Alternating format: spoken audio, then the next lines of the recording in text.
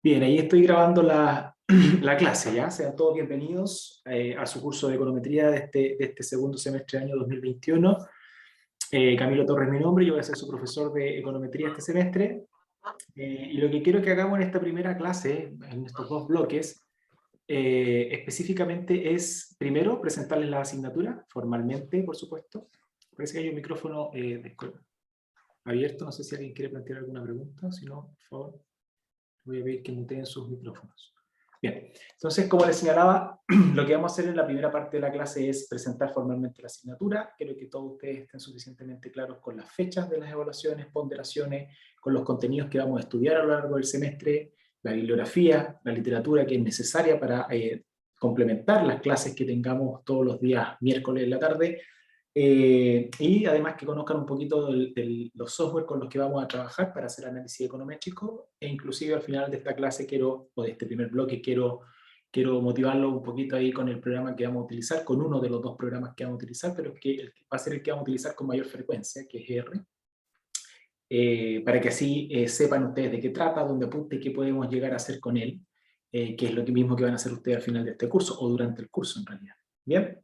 Y ya en la segunda parte, después del break, quiero que partamos con la primera unidad temática. El tiempo nos apura en términos de poder ir avanzando en los contenidos ya. Más que contenidos, lo que quiero yo en la segunda parte de la clase, después del break, es que un poco ustedes comprendan la noción de econometría, de qué trata en el fondo la asignatura en términos teóricos, hacia dónde vamos a apuntar. Vamos a hablar de ciertos conceptos específicos como son los tipos de datos, el concepto fundamental en econometría, que es la causalidad, y vamos a hablar un poquito de ese tipo de cosas, vamos a discutir ese tipo de cosas en la segunda parte de esta clase, después del break, para así ya después la próxima semana entrar de lleno en contenido, en materia, en modelamiento y en análisis econométrico como corresponde, ¿ok?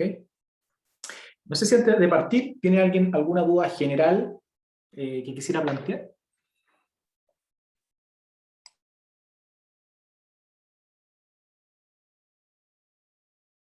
Profe, no hizo clase la semana pasada, ¿cierto? Porque mandaron link de la clase del miércoles, pero no sé si ingresó alguien o hizo clase.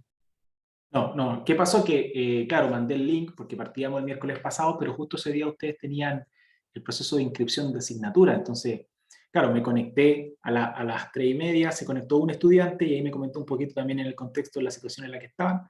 Y no, preferí dejarlo para hoy porque no tenía ningún sentido que avanzáramos si no estaban ustedes presentes en el fondo. Entonces, en el fondo, hoy es la primera clase. Por eso quiero que un poco tratemos de abordar lo de la clase pasada, que era la presentación, más la introducción que quiero que veamos. La idea es que lo veamos todo en la clase de hoy. Pero no, esta sería formalmente ya la primera clase del curso. Así que nadie se ha perdido de nada. Ya, ¿Ya? profe, gracias. Ok. Bien, entonces podemos comenzar. La tabla de contenidos para que revisemos en esta primera parte es la siguiente. Voy a hablarle un poquito de mí rápidamente para que sepan qué les va a hacer la clase este semestre, a qué me dedico, qué hago y de qué manera eso nos puede contribuir a darle otra visión, otro enfoque a la asignatura, que es muy interesante y que no nos quedemos en lo abstracto, no nos quedemos en lo teórico, sino que llevémoslo a ejercicios aplicados. Luego les voy a hablar un poquito de dónde está ubicada su asignatura. Todas las asignaturas previas, más allá del prerequisito directo que aparece en el programa, es bueno que ustedes conozcan de qué van a requerir, qué asignaturas no deben perder de vista y que vamos a estar invocando en cada clase un poco para poder hacer análisis econométrico de manera como corresponde, en el fondo de manera adecuada. Así que ahí los voy a un poco orientar en términos de dónde estamos ubicados en este semestre, qué necesitamos para poder abordar bien este curso y de qué les va a servir en el fondo a lo que les queda de carrera y más que eso, de qué les va a servir después en su ejercicio en la profesión, que es lo más importante. Posteriormente a eso vamos a hablar un poco de las unidades de aprendizaje. Quiero que revisemos de manera muy rápida los contenidos que vamos a ir abordando por cada una de las unidades de aprendizaje. Ahí les voy a comentar un poquito que el programa sufrió un cambio respecto de su versión en el año 2020. Más bien en hacer explícito los contenidos que comúnmente yo veía en profundidad. El programa anterior era mucho más laxo, era mucho más somero en términos de contenido, pero igual profundizaba yo lo que más podían, según el tiempo disponible, los contenidos asociados a cada una de las áreas temáticas, pero ahora ya quedó un poco más explícito en el programa lo que necesitamos estudiar y eso es bueno desde el punto de vista de la asignatura, porque ya plantea una hoja de ruta en términos de que el académico que dicte la asignatura debe un poco cumplir con mínimo esos requisitos en términos de enseñanza, y es necesario para poder incorporar herramientas adecuadas para el análisis de datos hoy en día. Luego vamos a revisar la bibliografía que le va a dar soporte al curso, la bibliografía obligatoria, la bibliografía complementaria. Yo ya les cargué en el aula virtual el libro de Bujarati, que es el libro principal, y además una carpeta que es una especie de biblioteca digital en donde hay varios libros. Todos esos libros, por supuesto, yo los comparto con ustedes para que lo tengan a lectura, a libre lectura, ¿no? El que sí me interesa, el que sí van a tener que leer por obligación en el fondo, es el de Bujarati, pero todos los demás quedan para que ustedes en el fondo puedan consultarlo y profundizar ciertos tópicos en la medida que así ustedes lo requieran.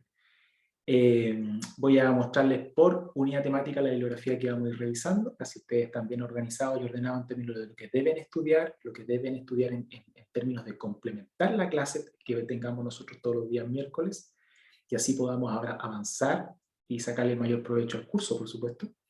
Y después ya vamos a pasar al tema de las evaluaciones, vamos a revisar un poquito las fechas propuestas, las ponderaciones, vamos a hablar del trabajo de investigación que ustedes deben hacer, grupal, que es la parte final del curso, en donde ustedes van a poder involucrar todo lo que van a aprender durante el transcurso de la asignatura, y que le va a dar un poco el soporte en términos de entender finalmente todo lo que tiene relación con esta disciplina. Y aparte de las dos pruebas de cátedra clásicas que deben ustedes rendir para medir su eficiencia en términos de los contenidos, pero el trabajo en el fondo es lo que ustedes van a poder explorar y profundizar en detalle, porque van a tener más tiempo, va a haber más discusión, etc. Y quiero terminar este primer bloque, como les decía, con un poquito mostrándoles, motivándolos con el software, uno de los softwares que vamos a ocupar. En general, durante las clases vamos a ir trabajando entre R o Stata, voy a ir preparando clases según el programa. La idea es que ustedes aprendan a ocupar la mayor cantidad de software posibles. Eso les va a servir mucho para su desarrollo profesional y también desde el punto de vista de currículum, sin duda. Pero R, hoy por hoy, es el software por excelencia en términos de modelamiento matemático y estadístico, y el que quiero un poquito darle el sesgo en esta clase para que ustedes lo conozcan y sepan lo que vamos a poder hacer con él.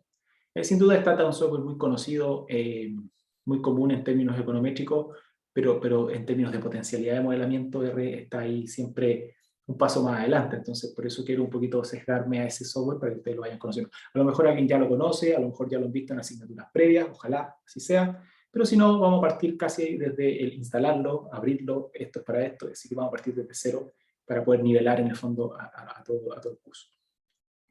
Parece que hay una pregunta en el chat.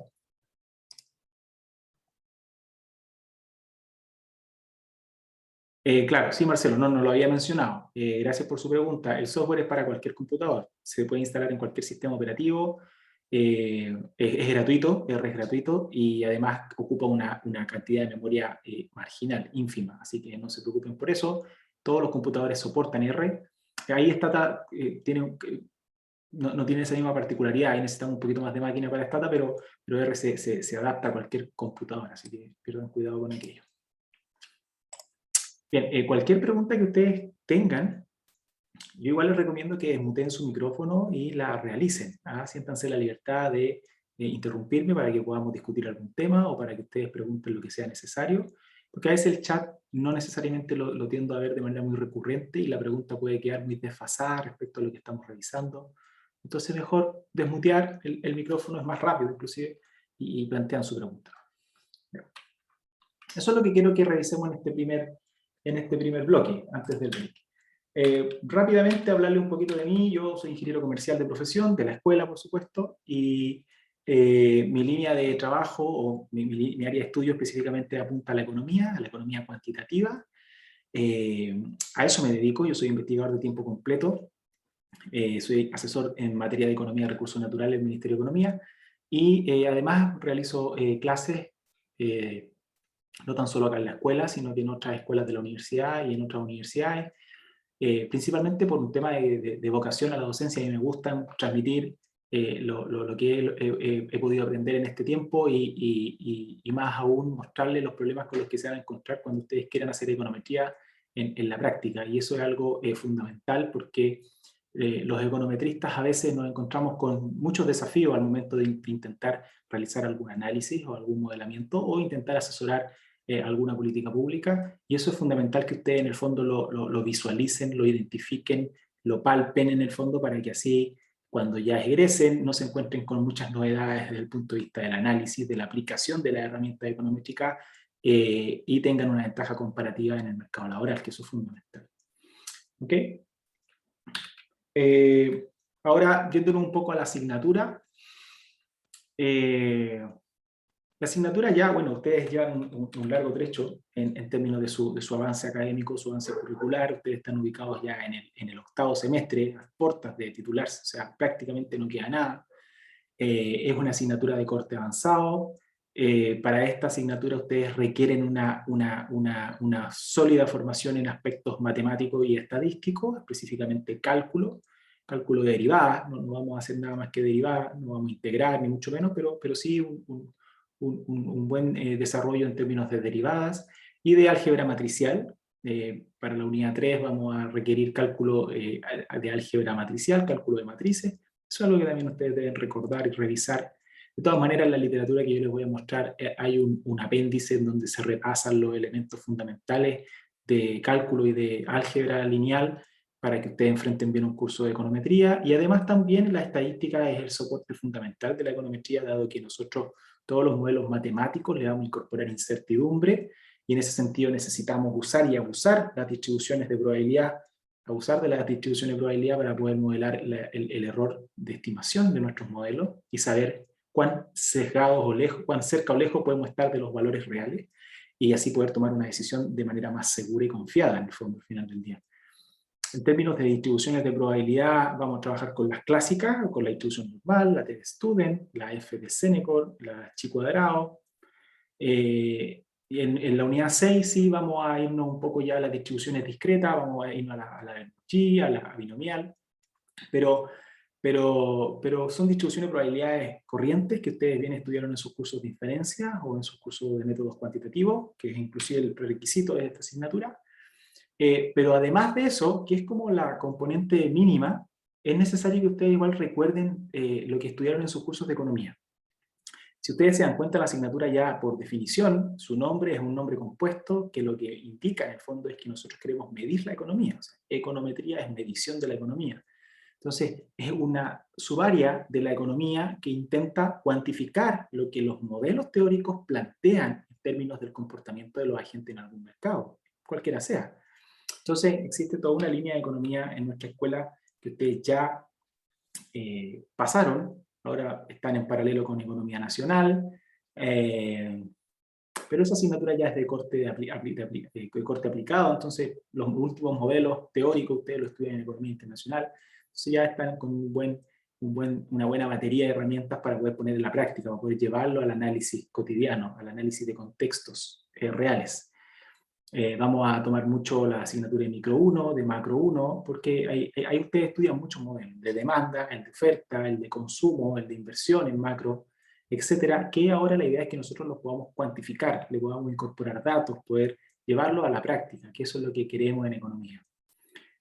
Sin duda, si alguien de ustedes dirá, bueno, pero esto va a ser, nosotros no tenemos una mención en economía, pero bueno, la econometría está un poco orientada a la línea económica, pero a pesar de eso, igual vamos a trabajar con análisis más bien relacionados también a el área de la finanza, el área del marketing.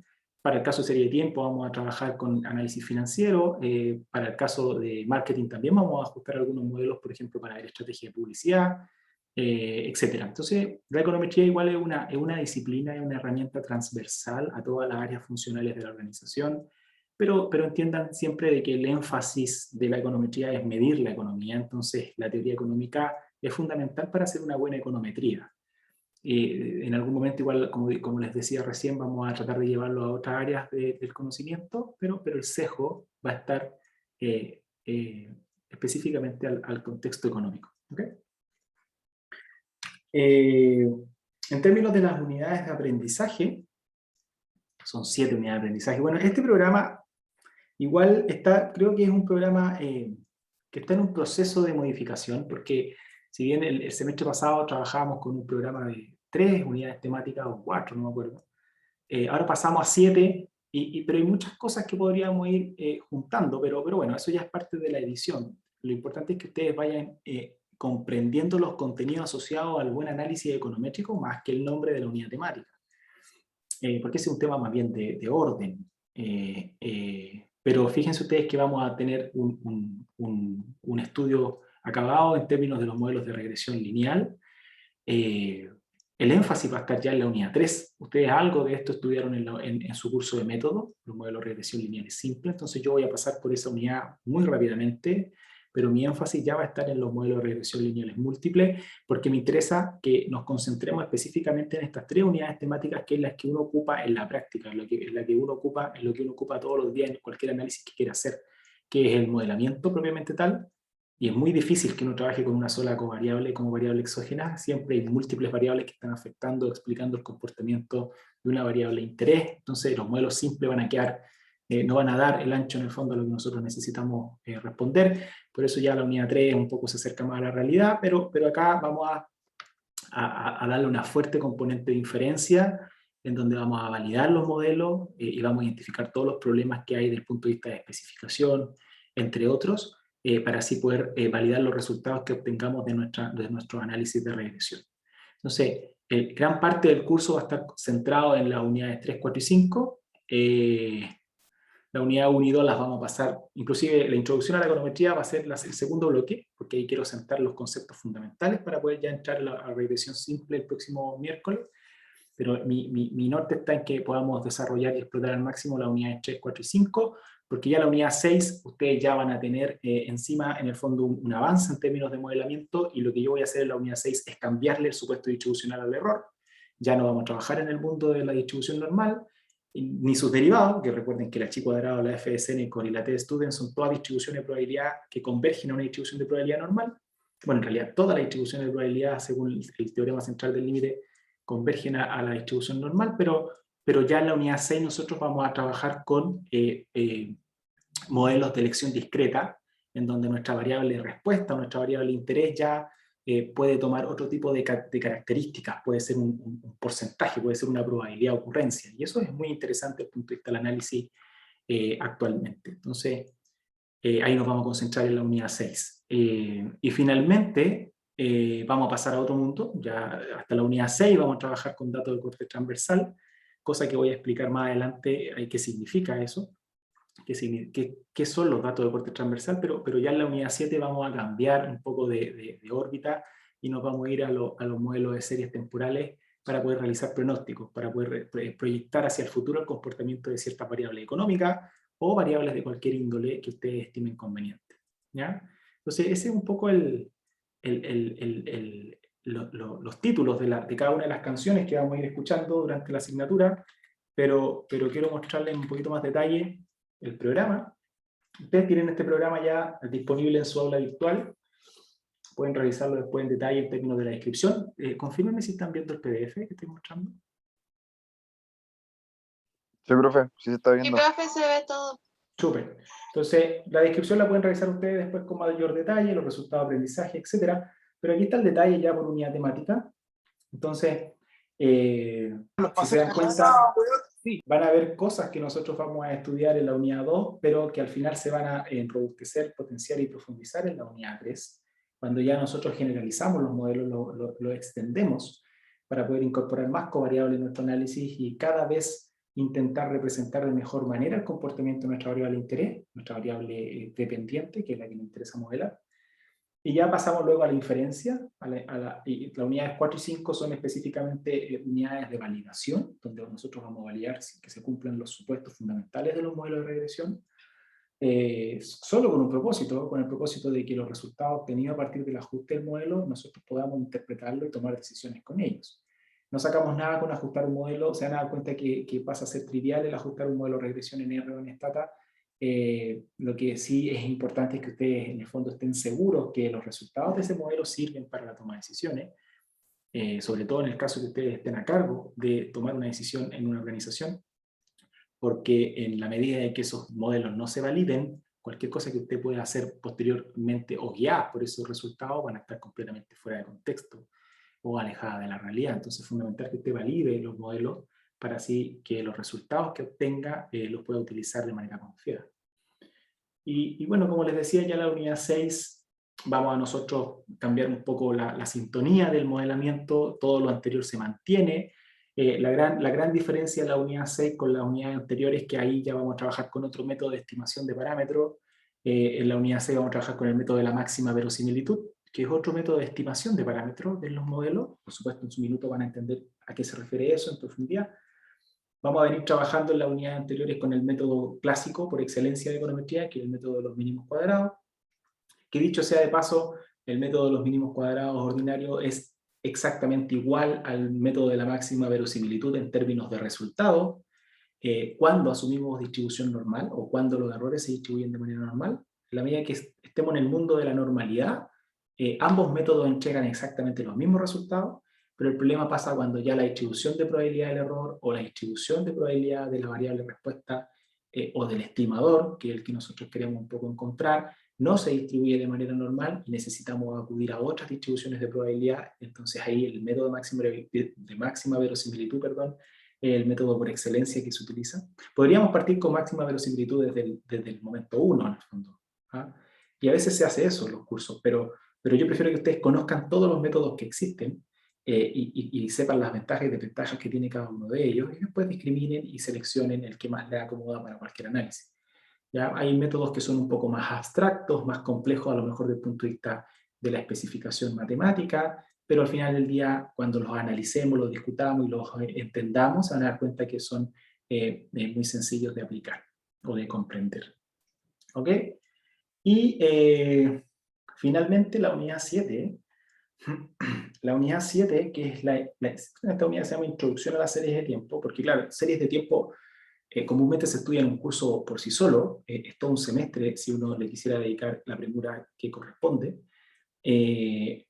pero yo voy a profundizar un poquito más que eso, voy a ser un poco más ambicioso, porque necesito que ustedes conozcan y apliquen los modelos ARMA y los modelos ARIMA, por lo menos, que son los modelos de serie de tiempo univariado.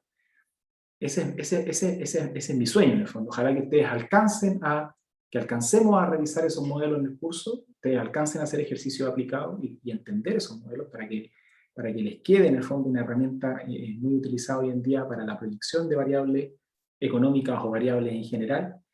Que dicho sea de paso, los modelos de serie de tiempo se utilizan mucho en la macroeconomía, y todo lo anterior, la unidad 6 hacia atrás, se utiliza mucho en la microeconometría. Pero igual es necesario que ustedes conozcan los modelos de serie de tiempo, porque si trabajan en el Banco Central van a tener que proyectar la inflación o el IMASEC, y para eso ocupan serie de tiempo.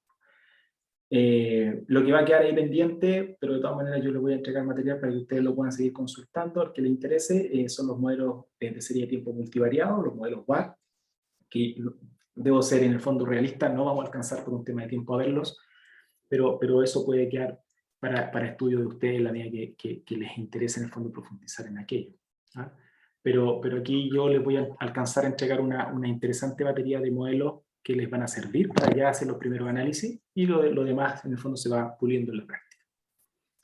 Ese es el programa. No sé si hay alguna duda con respecto al programa, a los contenidos. ¿Pregunta o comentario?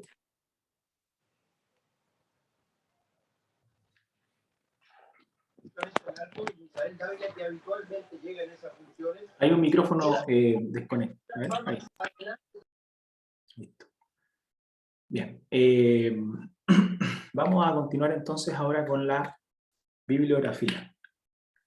La bibliografía obligatoria, que ustedes deben consultar clase a clase, o sea, ya inclusive deben partir leyendo la parte introductoria de este libro, es el libro de econometría. El título es Econometría, de los autores Gujarati y Porter. Este libro yo se los cargué de forma digital en el aula, para que ustedes lo tengan disponible y lo puedan consultar en cualquier minuto. Este libro es el que nos va a acompañar en el fondo en el transcurso de toda la asignatura. Igual hay otros libros que yo les cargué en una carpeta, que es literatura complementaria. Aquí solo seleccioné dos, que son los dos de preferencia del set de libros que les cargué en la carpeta complementaria.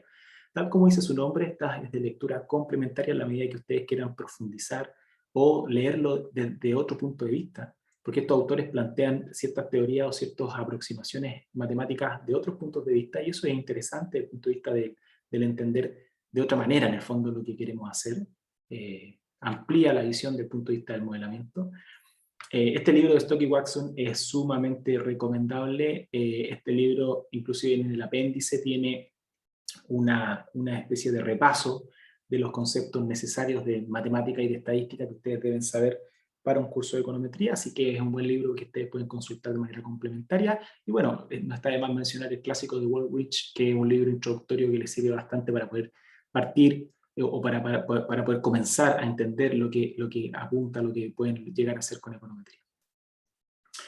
Pero insisto, el libro obligatorio que sí o sí deben leer los capítulos semana a semana es el de Bujarati Porter, y los capítulos que van a ir estudiando ustedes según la unidad temática también yo lo dejé disponible en el aula. Hay un archivo que lleva por nombre Bibliografía de la asignatura, y por cada unidad temática yo aquí les indico los capítulos que vamos a ir revisando. Entonces, como les digo, ya pueden comenzar leyendo la introducción del libro para un poco entender la noción de econometría, para dónde apunta esto, qué van a poder hacer con este tipo de disciplina, etc. Y el capítulo 1, naturaleza del análisis de regresión. Y así cada unidad temática tiene los capítulos recomendados que deben leer ustedes de forma obligatoria en el fondo para poder complementar y sacarle un mejor provecho a la asignatura. Acá compilé en el fondo estas 3 unidades temáticas porque estos capítulos son transversales a esas 3 unidades temáticas. Y ya después finalmente nos vamos con los modelos de regresión de respuesta cualitativa en el capítulo 15 y las series de tiempo en el capítulo 21 y 22 del mismo libro. ¿Ah? Ahí está el detalle entonces de los capítulos por unidad temática para que ustedes lo vayan consultando. Insisto, ya pueden comenzar a leer la introducción del libro, que es muy buena desde el punto de vista de sentar las bases, de orientar en el fondo en términos de lo que vamos a hacer. Y acá al final también hay otro listado que parece, si no me equivoco, cargué todos estos libros en la carpeta digital para que tengan una biblioteca digital con otros libros más de la asignatura. Acá también cargué el libro de Mastering Metrics, que es un excelente libro de la Universidad de Princeton. Y ojo que aquí hay un libro de econometría aplicada utilizando R, que es un libro que les va a servir bastante de soporte en términos de cómo ocupar el software para los análisis econométricos. Así que no lo pierdan de vista, consúltenlo, léanlo de manera libre, ahí no voy a acotarme a los capítulos en específico, pues ustedes pueden ir revisando lo que sea adecuado para lo que nosotros vayamos estudiando semana a semana. ¿Ah? Pero el que sí necesita orientar la lectura es en el de Bujarati, porque a veces el de Bujarati tiende a ser un poquito técnico, entonces no tiene mucho sentido que se pongan a leer todo el libro, sino que vayan paso a paso entendiendo y comprendiendo los contenidos asociados a la econometría, cosa que por supuesto, dicho sea de paso, si hay algo que ustedes no vayan entendiendo del libro, lo podemos revisar en detalle en la clase, y así lo mismo con las explicaciones en la clase, lo podemos ver de otra forma, así que lo importante acá es que ustedes pregunten, que ustedes participen de las clases, que discutamos las metodologías, para que así les saquen el mejor provecho posible a la asignatura. Esa es la idea. Bien. Entonces, este es el detalle que ustedes ya tienen disponible con respecto a la bibliografía del curso. Y el otro tema son las evaluaciones. En las evaluaciones vamos a tener 3 evaluaciones, van a haber 2 pruebas integrales. Cada una de estas pruebas integrales va a tener una ponderación de un 30%, la primera integral va a tener una ponderación de un 30%, y la segunda integral va a tener una ponderación de un 35%. La primera integral se va a realizar durante la semana del 27 de septiembre, y la segunda integral durante la semana del 6 de diciembre. Ya luego vamos a ver con la calendarización, que les quiero mostrar en unos minutos más, el detalle por evaluación, lo que está planificado, lo que yo planifiqué en términos de lo que deberíamos ya haber estudiado y que se evaluaría en cada una de estas pruebas integrales. Por supuesto, todo eso es algo planificado y que se va a ir ajustando según sea el avance o el progreso del curso. Me gustaría que todas las secciones vayan siempre de la mano, en paralelo, porque así puedan discutir entre las secciones lo que se está estudiando y haya un estudio colaborativo, pero a veces pasa que en algunas secciones voy un poco más rápido, en otras un poco más lento, pero eso es propio de la dinámica del curso. Entonces, lo planificado es solo de referencia, y pierdan cuidado en que si es necesario repasar algo en particular, lo vamos a hacer. Yo no me voy a poner a avanzar sin preocuparme de que ustedes vayan entendiendo. Pero como siempre digo, yo voy a nivelar hacia el promedio, en el fondo, o sea, los que estén un poco atrás, yo los voy a llevar hacia el promedio, y los que estén más adelante, bueno, los voy a incentivar también a que sigan, pero la idea es no tampoco irme hacia los que están más adelante, porque necesito que todos ustedes vayan avanzando y comprendiendo esto de manera sistémica, y eso es fundamental. ¿Ok? Y finalmente van a tener un trabajo de investigación grupal. Fíjense que esto pondera lo mismo que la segunda integral, ¿ah? O sea, su peso específico en la asignatura no es menor. Se entrega en la misma semana que la segunda integral, pero este trabajo de investigación se va a entregar cuando llevemos aproximadamente un 30% de los contenidos ya estudiados. Entonces, para que en el fondo tengan el suficiente tiempo para comenzar, o sea, para que en el fondo puedan ir avanzando de manera gradual, pero yo necesito ya por lo menos ver ciertos tópicos inicialmente para que ustedes tengan el puntapié inicial y poder partir bien su trabajo, y todo lo que vayan estudiando posteriormente en la siguiente semana les va a servir para complementar el trabajo que van desarrollando. ¿Ah? A ver, parece que hay una pregunta en el chat. Ok. Entonces, bueno, como dice su nombre, es un trabajo grupal. El número de integrantes por grupo yo no se los voy a indicar en esta clase porque va a depender cómo fluctúa o a qué valor converge el N total de nuestro curso, y eso a veces se estabiliza entre 1 o 2 semanas durante las primeras 2 semanas de clase. Entonces, no apura saber eso, pero comúnmente los semestres anteriores se trabaja en grupos de entre 3 a 4 estudiantes. ¿Ah? Pero eso yo se los voy a indicar claramente cuando les entregue el trabajo de investigación, la pauta o las instrucciones del trabajo de investigación, y ustedes se pueden organizar. ¿Bien? No sé si hay alguna pregunta hasta acá.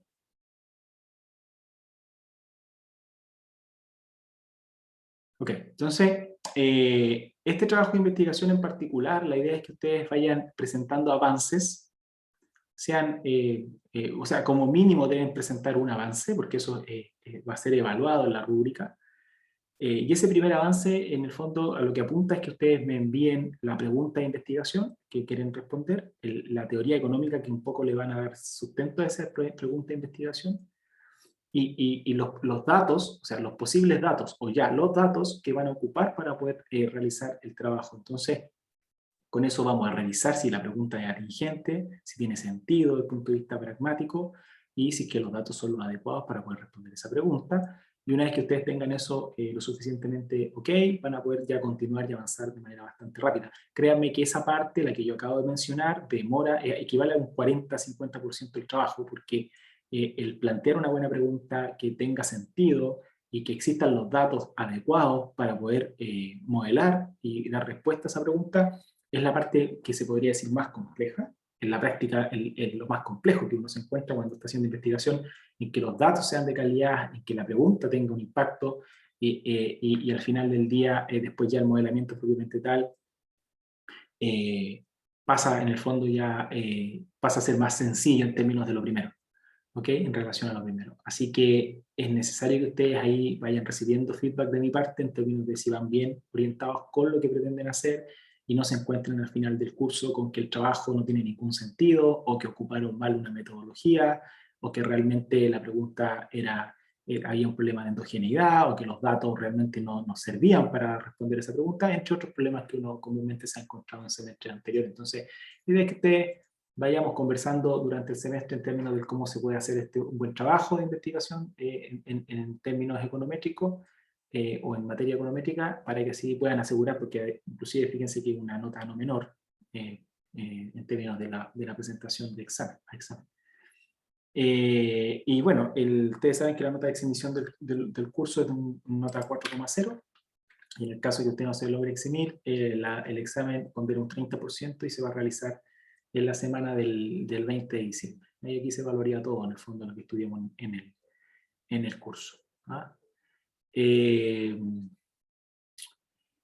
Voy a ir a mostrarles la calendarización. Fíjense que la calendarización, que es algo que yo les estoy mostrando en este minuto, aquí también está disponible en el aula virtual. La idea es que ustedes la vayan revisando. Esto es lo que vamos a ir estudiando semana a semana. Por lo tanto, ya para la primera prueba integral vamos a haber estudiado hasta inferencia, bondad de ajuste. Vamos a dedicar una clase completa, o sea, los 2 bloques de la semana del 20 de septiembre a realizar un repaso general de todo lo que voy estudiando, sentar las bases fundamentales de lo que ustedes deben saber, y vamos a hacer ejercicios en vivo, es de contexto real, para que ustedes se preparen bien para su primera integral. Sin duda yo en todas estas clases previas les voy a cargar ejercicios resueltos, en algunos casos con sus pautas escritas, en otros casos videos explicativos de cómo desarrollarlo, pero para que ustedes vayan estudiando en su estudio, en su tiempo autónomo, en su estudio autónomo, y así vayan reforzando la idea que nosotros estudiamos desde el punto de vista teórico, ustedes la vayan aplicando y entendiendo y llevando a la práctica, que es lo fundamental para entender la teoría econométrica. Acá están las pausas que vamos a tener, la semana de fiestas patrias, la semana pausa activa. Para la segunda integral, espero, si es que seguimos esta planificación, se evaluaría la unidad 6 y 7, o sea, los modelos de elección binaria y las series de tiempo, todo eso se va a evaluar en la segunda integral. Y un poco lo mismo, vamos a dejar una clase para hacer un repaso general, va a ser, si bien aquí vamos a ir haciendo ejercicios aplicados, van a ser ejercicios cortos, para sentar la idea, para entender bien el concepto, pero ya ahí en esa clase, la semana del 29, vamos a estar los 2 bloques repasando y haciendo ejercicios en R o en Stata para que ustedes entiendan bien todos los conceptos que necesitan para dar una buena integral. ¿Ah? Y lo relacionado, por ejemplo, a la normalidad, a las pruebas de validación y las variables exógenas cualitativas, que son otro tipo de variables que vamos a incorporar en los predictores lineales de los modelos, o los problemas de variable emitida relevante, etcétera. Todo eso yo lo voy a evaluar en el trabajo de investigación, va a ser parte del trabajo de investigación, y además, o si no, se va a evaluar después formalmente en el examen. ¿Ok?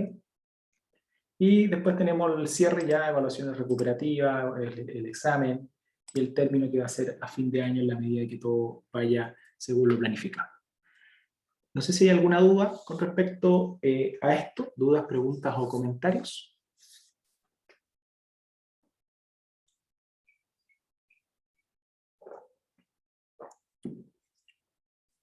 No, profe, está todo claro. Bien. Entonces, lo que vamos a hacer ahora, quiero terminar esta primera parte, motivándolo un poquito con el software que vamos a trabajar. Si bien yo les muestro acá, vamos a trabajar con los 2 programas, con Stata y R, quiero mostrarles un poquito las particularidades que tiene R, que va a ser el software principal de la asignatura. La idea es que ustedes aprenden a ocupar la mayor cantidad de software posible. Tampoco a mí me gusta sesgarlo a ocupar uno u otro, pero me gusta mucho más R porque es el que utilizo yo personalmente constantemente. Entonces, es un software que es mucho más potente en términos del análisis y nos permite responder o nos permite realizar o avanzar de manera mucho más sofisticada en términos del modelamiento. R específicamente es un software estadístico, se creó para la estadística, pero hoy por hoy trasciende a todas las disciplinas. Yo he visto otros colegas, otros profesionales que trabajan en otras áreas que lo ocupan para realizar otro tipo de análisis. Por ejemplo, geógrafos lo han ocupado para realizar imágenes satelitales, por decir algo. Y así nos encontramos con que este software de por sí nos sirve para poder utilizarlo en cualquier otra área del conocimiento. Entonces es un software muy, muy potente que nació para hacer econometría o estadística específicamente, pero ha ido evolucionando en el tiempo. La tasa de evolución que tiene R es muy potente, inclusive todas las semanas o meses van surgiendo nuevas librerías que permiten en el fondo mejorar o eficientar las rutinas de modelamiento o los análisis que uno puede hacer, y eso se agradece porque lo que ocurre normalmente con los software pagados, como Stata, es que para uno poder acceder a nuevas librerías o nuevas herramientas para hacer análisis, necesita actualizar la versión, y eso tiene un costo, por supuesto. Y además se hace anualmente, todos los años uno actualiza la versión. Yo trabajé cuando estudié mi maestría con Stata, pero ahora en mi doctorado estoy full trabajando con R y es algo mucho más rápido, versátil y está más a la mano, inclusive en términos de actualización. Existe una comunidad de R que se encarga de compartir códigos y análisis, pero que previamente siempre van a estar siendo validados. En Chile existen dos universidades que se encargan de validar las librerías, que van a después ser compartidas a nivel mundial, porque esto es a nivel mundial, y así en cada uno de los países existen instituciones o universidades que validan las rutinas o las librerías que crean ciertos investigadores y que ponen a disposición de todo el resto para que los puedan utilizar. ¿Ya? Aquí hay un tema de compartir lo que uno va creando de manera continua, pero pasando por un filtro, pasando por un proceso de validación. En Chile, la Universidad de Chile y la Universidad de la Frontera se encargan de validar las librerías que se van creando por investigadores nacionales y después la ponen a disposición de la comunidad R a nivel internacional. Y eso pasa con todos los países. Entonces uno, cuando utiliza las librerías que R va actualizando en su sitio, que es CRAN, un sitio, un repositorio a nivel mundial donde está todo lo de R, que es el repositorio donde ustedes van a tener que ingresar para descargar el programa inclusive, todo lo que está ahí para ser utilizado está validado, así que pueden utilizarlo con mucha confianza. De por sí nosotros vamos a ser usuarios de R durante nuestro curso, pero en algún momento pueden ustedes llegar a ser desarrolladores y crear su rutina y compartirlas con los demás investigadores si así lo estiman conveniente. Entonces, es un software muy potente que sirve bastante y que lo vamos a ocupar continuamente en nuestro curso. Fíjense que R, este es el icono del software principal, que ustedes deben partir instalando R consola, que es el icono. Bueno, yo les voy a cargar un video, de todas maneras, en el aula en donde está el paso a paso de cómo instalar el programa en su computador, para que ustedes lo vayan siguiendo con calma y lo vayan haciendo sin problema. Cualquier duda que tengan, por supuesto, me pueden escribir y lo revisamos, pero es muy intuitivo, así que no deberían tener inconvenientes. Pero el tema que tiene R consola, que es el software base, es que cuando uno lo abre para trabajar con él, se despliega una ventana, solo una ventana, en donde desde el minuto 1 uno parte codificando para hacer el análisis. Entonces, para los usuarios que no somos programadores, a veces es poco amistoso desde el punto de vista de su interfaz gráfica. Pero R se preocupó de ese detalle y lo solucionó creando un editor especializado. Hay dos editores especializados. Pero el que se ha mantenido en el tiempo y se ha ido actualizando y el que se utiliza comúnmente es RStudio. Y este no es más que un editor, es una máscara en el fondo que trabaja sobre R, que es el icono que ustedes vieron antes, para poder mostrar el programa con una interfaz gráfica más amistosa a cualquier usuario que no sea programador. Entonces uno ya empieza a encontrar los botones que en la consola no están. En la consola todo tiene que escribirlo con código. En cambio acá ya hay botones, los gráficos se muestran de manera explícita, no se pierden. El problema de la consola es que los gráficos aparecen en ventana emergente y a veces uno pierde los gráficos que ha ido haciendo. Pero en RStudio uno va mostrando el historial de gráficos que ha ido resolviendo o teniendo de su análisis, y eso hace que esté toda la información a mano. Es mucho más sencillo de utilizar y bueno, es que por lo menos yo ocupo y voy a invitar a ustedes a que también utilicen porque se les va a hacer mucho más simple el acceder a todo. ¿Ok? Pero es necesario que primero instalen R consola, que ese es el software, y posteriormente instalen RStudio, que no es más que una interfaz gráfica que viene a trabajar sobre el software base. ¿Ya? Y ellos no van a tener problema en términos de la instalación, o sea, hay un proceso, hay un orden de instalación de estos dos ejecutables para que no tengan problemas posteriormente al abrirlos. ¿Y qué vamos a hacer con R? Específicamente lo que quiero que hagamos es, bueno, modelamiento de todo tipo. Vamos a partir con los modelos más sencillos, los modelos de regresión lineal simple, pero ya rápidamente vamos a pasar a los modelos de regresión múltiple, en donde nosotros vamos a tener K variables, o sea, vamos a tener desde i igual 1 hasta K variables exógenas que van a intentar explicar el comportamiento de nuestra variable dependiente o nuestra variable de interés y sub i, ¿ya? Y si se dan cuenta, acá yo les pongo inmediatamente un código muy sencillo, muy intuitivo, que lo que hace es crear una rutina de ajuste de un modelo de regresión. Fíjense que acá estamos creando un objeto que se va a llamar RegMul, y eso específicamente obedece a que R es un software que trabaja en base a objetos. Entonces nosotros para poder ir realizando de manera más eficiente nuestras rutinas de trabajo, lo ideal es ir creando objetos para los análisis que hagamos, porque eso nos va a permitir, en la medida que lo necesitemos más adelante en otro proceso, llamar el objeto directo y no tener que escribir todo lo que está a la derecha de la igualdad. Y eso hace que los códigos sean menos extensos, que uno avance más rápido, etcétera, etcétera, etcétera. Entonces, la idea siempre es trabajar en base a objetos. Las bases de datos, inclusive cuando las carguemos al programa, van a alojarse en un objeto y ese objeto va a estar disponible para que ustedes en el fondo lo consulten y lo utilicen en cada instante de tiempo mientras dure el análisis que están haciendo. Y lo que estamos haciendo acá más que nada es ajustar un modelo de regresión mediante la función lineal model, LM, que ustedes ven acá, y lo que estamos diciendo es que queremos modelar los ingresos en función del empleo, que son los años de antigüedad, la edad y los años que lleva viviendo la dirección actual el trabajador. Entonces, de ahí vamos a entender específicamente de qué trata esto, pero fíjense que ya aquí estamos programando un modelo con 3 variables exógenas de manera muy rápida y sencilla, y lo que nos pide después es la base de datos en donde están alojadas esas variables. ¿Qué pasó, hijo? Bueno, aquí anda mi hijo, que quiere también hablar un poco de... Bueno, tiene cosas más importantes que hacer que lo que estamos haciendo acá, pero... Sí, vaya por ahí. Bueno, entonces, y finalmente acá lo que hacemos nosotros es agregar la base de datos donde están contenidas estas variables para que así R pueda consultarla y llamarla y hacer el ajuste que corresponde. Entonces, fíjense que el código es muy breve, bastante intuitivo, y lo único que va a ir cambiando acá según sea el análisis es el nombre de las variables, que es según esté descrito en la base de datos. ¿Okay? Por eso lo vamos a ir realizando en detalle posteriormente. Y una vez que uno ajusta el modelo de regresión, ya R se encarga de arrojar una salida con todos los parámetros estimados. Aquí están los estimadores asociados a nuestro modelo.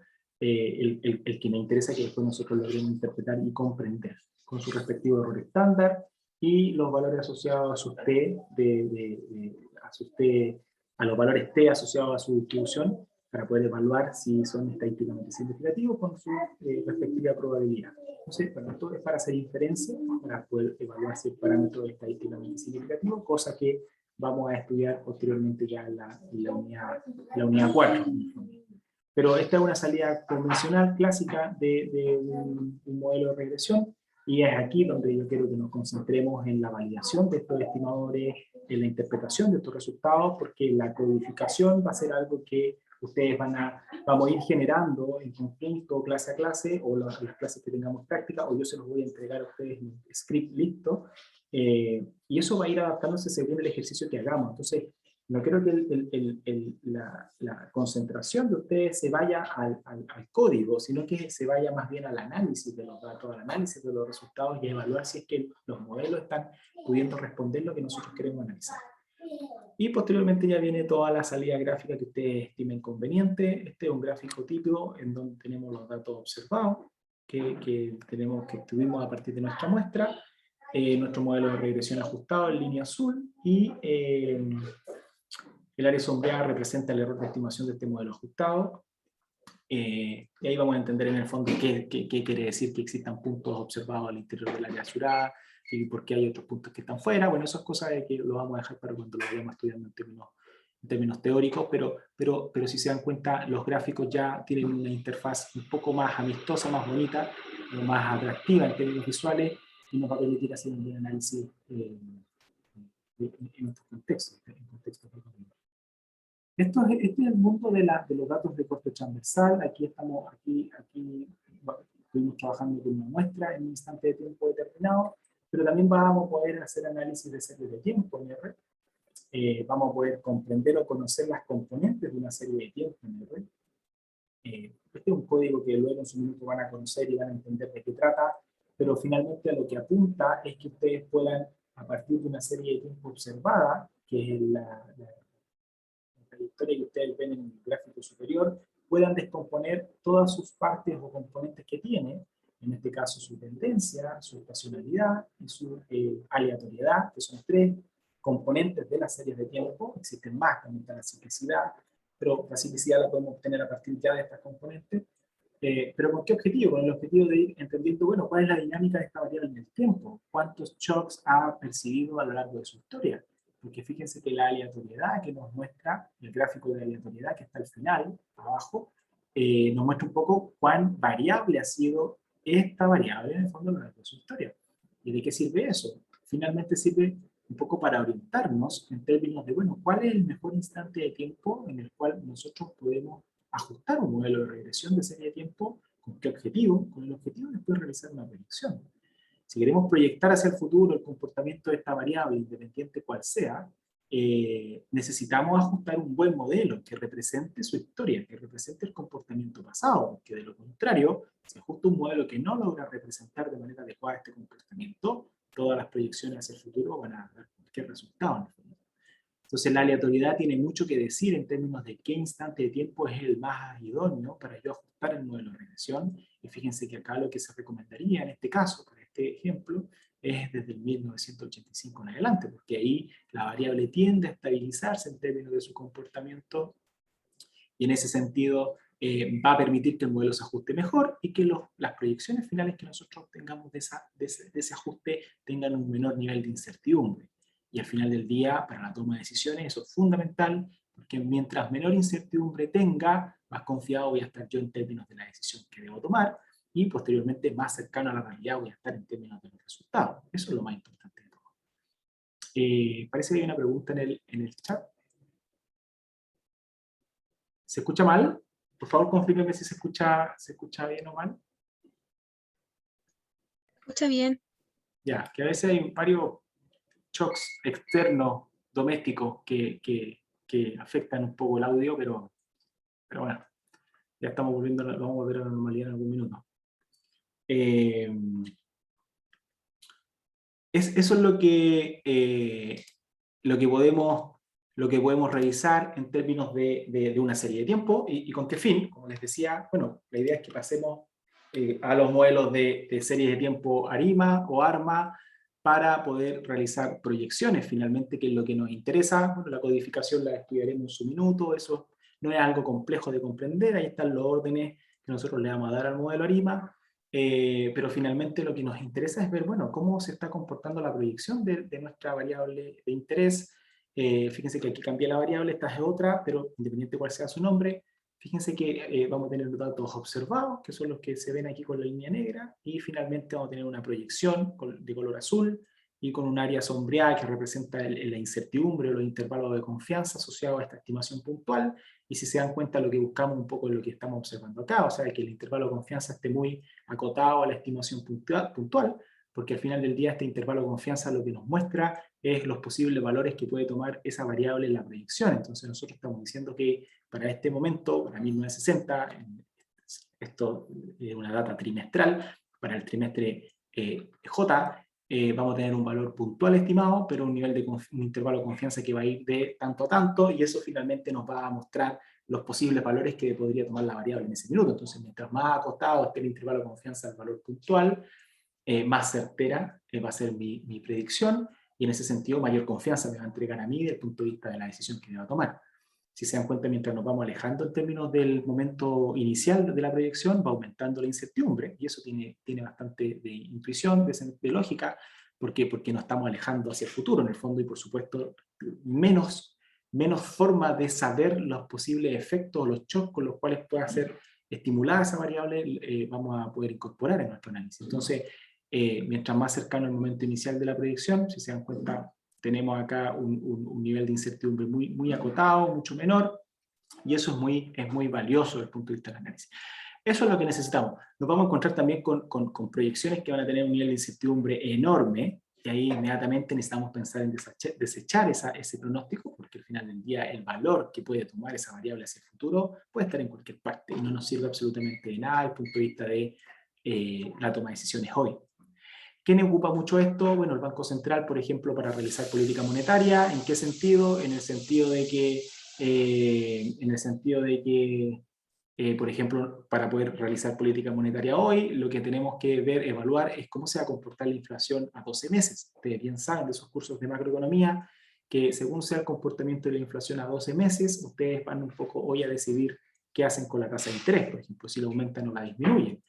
ese tipo de cosas lo hace el Banco Central y ocupa este tipo de herramientas para poder tomar decisiones de política monetaria hoy. Y eso principalmente obedece al mecanismo de transmisión de la política monetaria, debido a que ustedes no pueden hacer nada con la inflación de hoy, sino que siempre van a estar intentando acentuar o estabilizar la inflación futura, específicamente entre 6 a 12 meses, que es la cual en el fondo va a tener efecto la política monetaria que hagan hoy. Entonces, este tipo de herramientas se ocupa mucho en macroeconomía, pero así también se pueden ocupar, por ejemplo, para proyectar presupuestos, producción, ventas en empresas, en firmas, en empresas individuales, y así lo podemos aplicar a cualquier otro orden de cosas. ¿Ok? Eso es lo que yo les quería, lo que quería compartir con ustedes. La idea de esta parte era un poquito motivarlos a que vean la potencialidad que tiene no tan solo el software, sino la asignatura propiamente tal, las herramientas que ustedes van a poder aprender en el curso de econometría, porque lo mismo que yo les acabo de mostrar en R lo podemos hacer en Stata, pero R me gusta más por su forma en la que muestra los resultados, los gráficos que hace, que son mucho más atractivos desde el punto de vista visual, pero es equivalente, lo mismo lo podemos hacer en Stata sin ningún problema.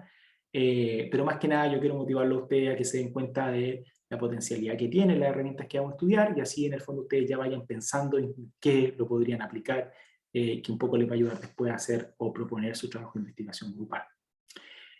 No sé si hasta acá hay alguna pregunta, comentario de parte de ustedes.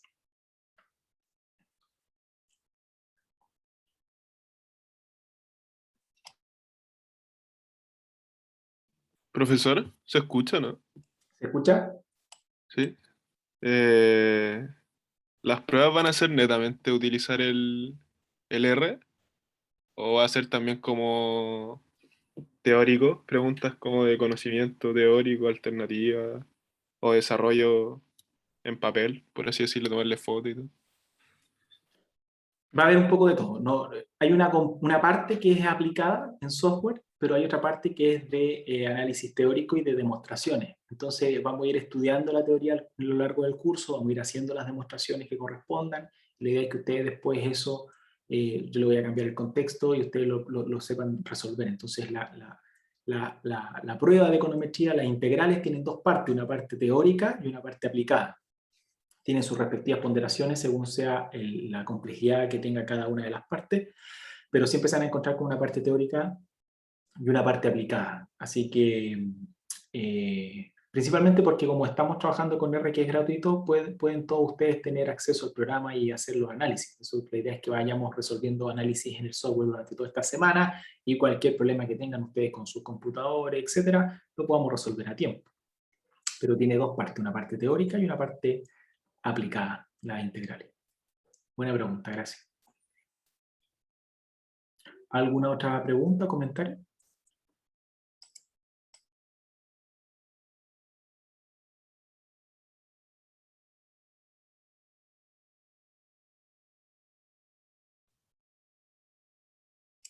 Bien, entonces si no hay más dudas o preguntas, voy a dejar de grabar esta parte.